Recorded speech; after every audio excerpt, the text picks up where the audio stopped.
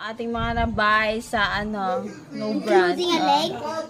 May kasama pang paa.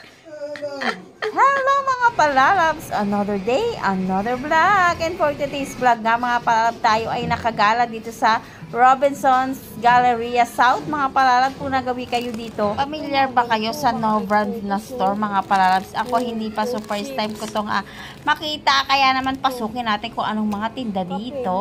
At pinasok na nga natin yung sa loob mga palalabs. Marami nga sila nga iba't ibang tinda na imported. At kung di nga ako nagkakamali mga palalab, halos lahat ng tinda dito, item na nandito sa no brand store ay galing sa Korea. Kaya naman kung mahilig ka sa mga Korean food at talaga namang ine-enjoy mo ang kanilang products, ay gumawi ka na rin dito sa no brand store. Dito yan sa Robinson's Galleria South. Napakaraming product ang mabibili mga palalab.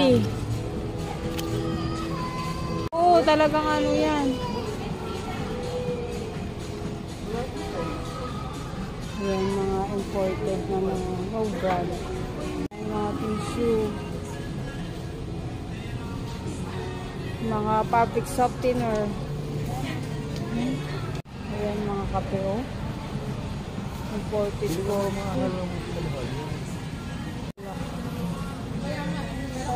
Ito yung tawag niyan, yung red wine. Saan ka binibili mo na?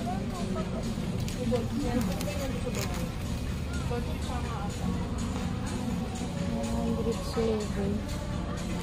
Ito, oh.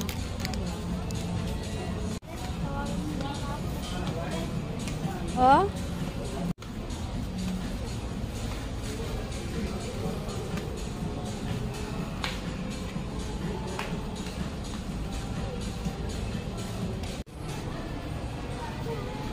Ayan na, mga ramen.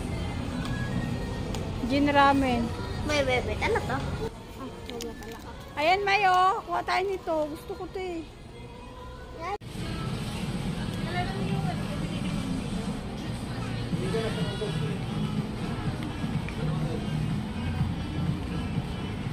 Corn bar.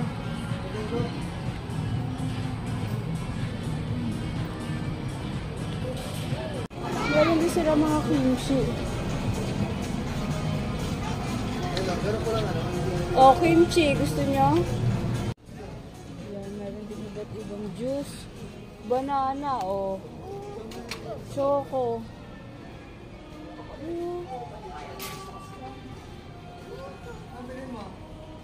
Piling ko lang ano doon. Lalabs.